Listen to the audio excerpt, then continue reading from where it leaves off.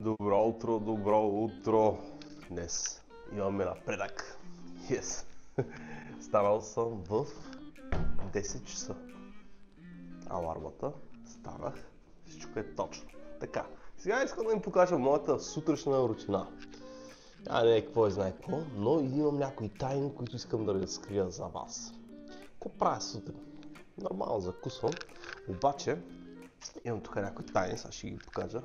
Тук да не се вижда Пъме и Ра. Така, тук съм си заварил вода в тази кана и слагам в ето тази тенджера. В тази тенджера има бабини зъби. Спъвам количество вода и слагам ето този капак и задушавам бабините зъби. Това ми е чая, това го пия почти всеки ден. И така, това е една от моите тайни, да се поддържам бодър, свеж и да, като цял ден тонус. Другото нещо, което ще ви покажа след малко е какво закусвам от може би една година. Така, сега слагам тук да се направя и кафе и сега ще ви покажа закуската ми. Така, зануляваме, така. И какво се случва на кантара? Слагаме обидни увесени ядки. Обидните увесени ядки са точно 40 грама, 45. Така. Не повече, ще остават много. Така, 45 грама. И 7 тири, по принцип ги намалих от 50. Така, слагаме вода, това е достатъчно. И микроволнова фурна за 2 минути. И така, весените ядки са готови. Микроволновата, тук съм подготвил масло. Маслото, сирене, хубаво сирене. Колко е хубаво в България. Трябва да е хубаво. Така, слагаме. Така, от всичките масла, които гледам на пазара, това според мен е така най-добре като цена-качество. Deutsche Markenbutter. Така, тук трябва да се добави още вода. Така, добавям още вода. И какво всъщност е моята закуска? Весените ядки, 2 яйца. Това го ядам вече от близо една година. За съжаление, видяхте доста неща, които не трябва да ги виждате, но сега искам да покажа как изглежда закуската ми. Нормално вече, като съм си го направил всичко както трябва. Така, ето това е закуската ми. И да, яйцата, весените ядки и кафе. Малка закуска, това не е голяма закуска, но качествена и наистина ви дава нещата, от които имате нужда сутринта, за да започне деня и огън и да имате енергия. Пътувам към фризьора ми. Вече съм се облякал. 45 минути успя да стана, да си оправя леглото, да си мия зъбите, да си направя закуска, да си оправя цялата кочина в кухнята, да заснема някои неща, да ви ги покажа и да изяда навънка. Мисля, че не е зле, 45 минути е добро време. Малко съм потут, но няма как. И пътувам към фризьора ми. Да ви предупредя, не ходя някакъв фенси фризьор, кварталният фризьор, който обаче ме устройва. Взема ефтино и всичко е супер. Така. Харесате ли, къде съм си сложил брошката на Синжура? Видях го от един ютубър и много ме изкефи. Да, много удобно. Така, почти съм до фризьора ми.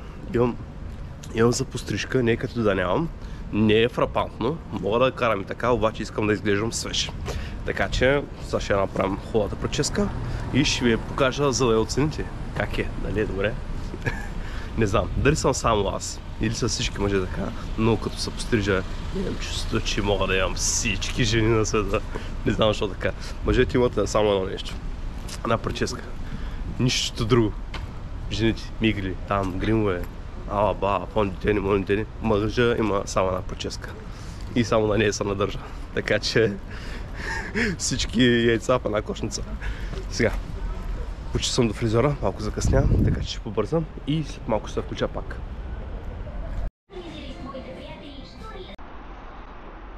И така, айде да направим разликата. Как е? Лъскавата работа. Мисля, че стана доста добре. Просто един мъж, когато се отиде на фризьор и се пострижи, вече е направо тунинго. Край. Бе, хората как спират. Ти в Варна направо е Багдад, Ирак. Тъй. И че това е прическата. Сега, къде отиваме? Отиваме на фитнес. В момента тренирам в много як фитнес. Ще ви взема с мен, ще ви го покажа. И мисля, че много ще ви хареса. Ако не знаете къде да ходите на фитнес във Варна, 100% може да се промените мнението или вече да имате информирано такова, къде е якия фитнес във Варна. Айде с мене! И така, много бързо трябва да се оправя и да се стегна багажа и отиваме на фитнес. Пътувам към колата, приготвил съм всичко в раницата и отивам на фитнес. Отивам на фитнес. Това е нещо странно за мен, защото аз по принцип не харесвам фитнес. И ще ви кажа защо. Преди съм тренирал доста и не ми харесва, ставаш доста дървен и твърде нефункционален. Обаче, този фитнес, защо ми харесва и защо ходя там, е причината, че има свободна зала, където можеш да правиш много неща. Има въжета, има хълки, има успоредки, има дъмбели, неща, които можеш да правиш без да си на машина, без да си фиксиран и имаш много голяма свобода. Затова ми харесва това фитнес. Сега ще го видите. Мисля, че на всеки, който така има интерес в калистениката, би му харесал. Сега ще ви го покажа. Така, отиваме до колата ми. Моята е тази и имам тапа от 3 коли зад мене. Как е? Сега ще ги търсим. Така. Много яко. Така, тук има номер. На тази кола има номер. Така, и тук има човек. Добре, сега ще звъня, за да ги намеря. Затварят ми. 5 дена ние мърдахте. 5 дена. Не, нещо си в грешка. Друга кола ли? Вчера 5 дена, бе. Аз съм много доволна, така ми трябва място. Ало, да се премести автомобила, че си ме запошли. Айде. Добре, ще трябва да излезем. Някак си.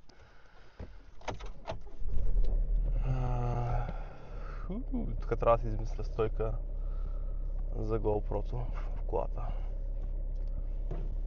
Мога да се лепна тук или някъде тук. Окей, като приближа фитнеса, ще ви включа отново.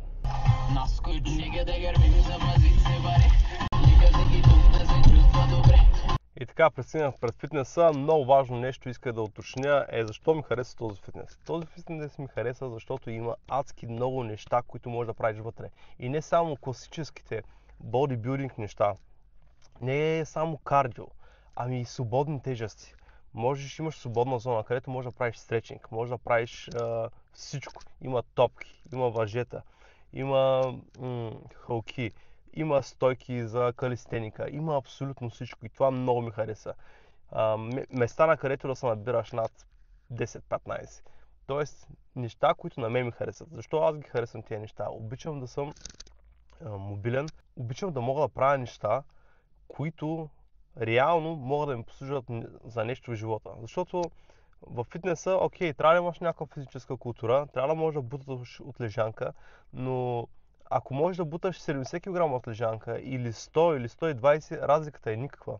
Тоест за твоя живот, за твоя дейли рутин, за твоите физически възможности няма никаква разлика дали можеш да буташ 70 или 100 от лежанка. Няма.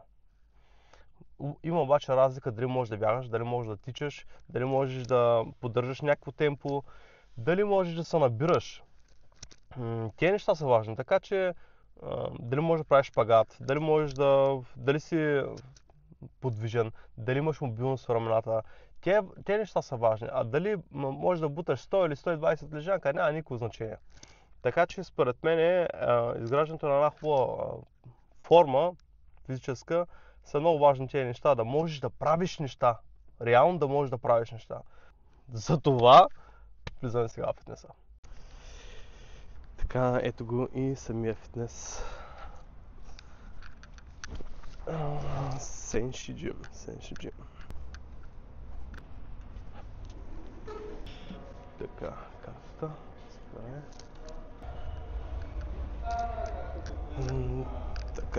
Така. Трябва да се пробика.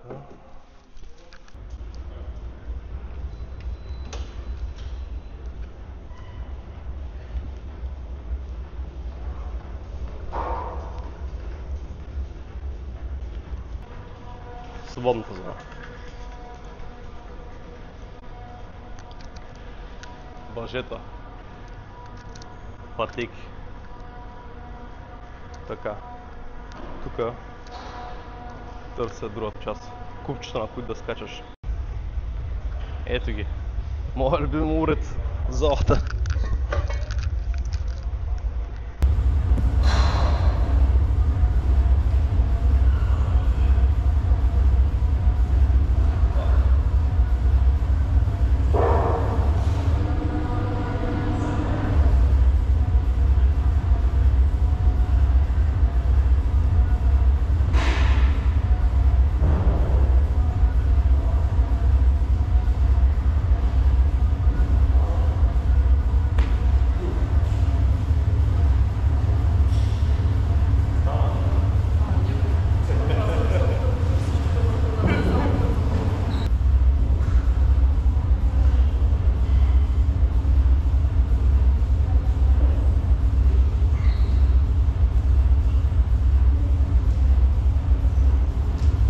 Бях идол от 2 дни в фитнеса, обаче нещата се получиха. Просто бях толкова преуморен. Тренах дворазово сутрин, след обед. Просто ми беше адски тежко. Обаче след 2 дни почивка напреднах и вкъщи с работата, с обработка на доста сватби. Така че нещата станаха и се раздвижиха доста по-добре. Защото всякъде почна да забива работата и в фитнеса, и в работата ми у дома с обработките на сватбите, така че почивката си е много важна. Така, сега ще ви покажа и още неща, които правя в фитнеса. Как се казваш? Нет, правилно. Как? Нет. Нет. Това нещо чуждо? Нещо кратко.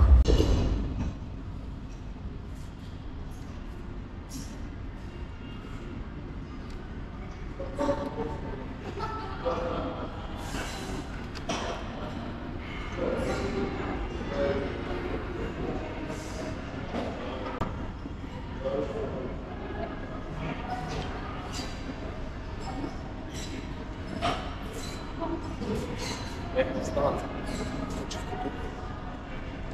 Казва думата. Човек трябва да почива, иначе ако всеки ден натиска вместо прогрес, то става регресия и всичко отива в канала. Почивката е много важна. Човек трябва да почива, ето качествено. Айде сега. Айде.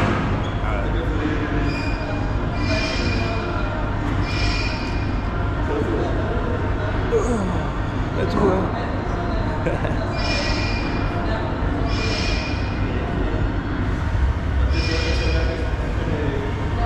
Кърката ми.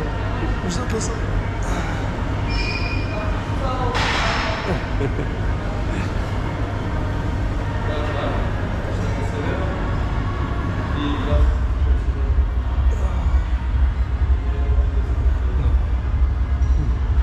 Тук мога да се чета вестник.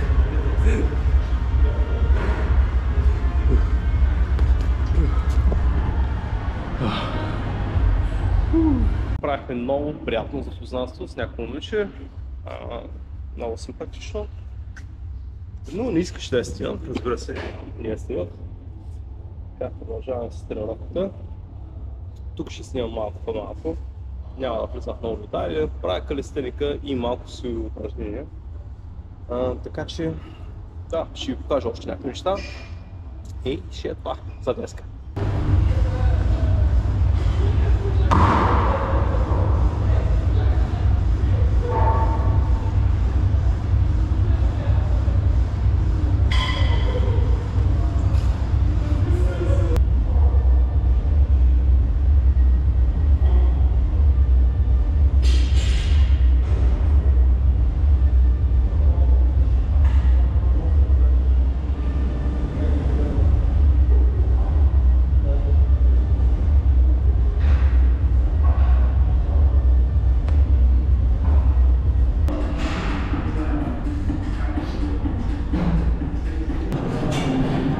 почна да бягам по-малко, защото да ми оставя някаква енергия за тренировка реално, защото няма смисъл да си давам всичкото в бягане.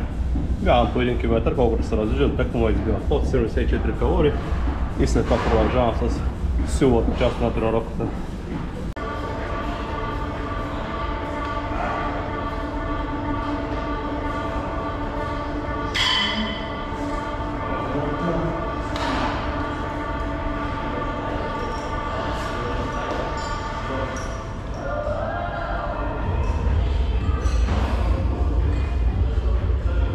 Тренировката приключи, сега ще ви покажа сауната. Мисля да вляза за 10 минути и продължаваме. Сауната. Няма никой, става влизам.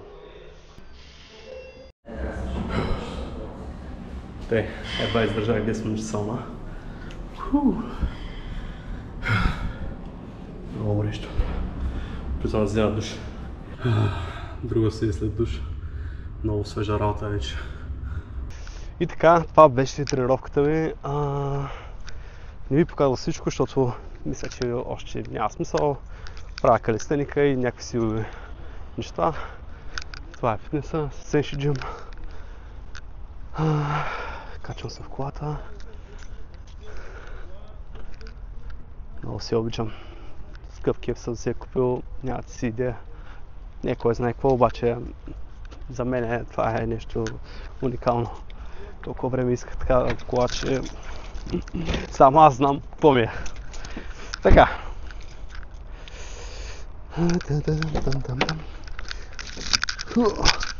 Ами, благодаря ви, че останахте с мен до края и ще се видим следващия път. Чао!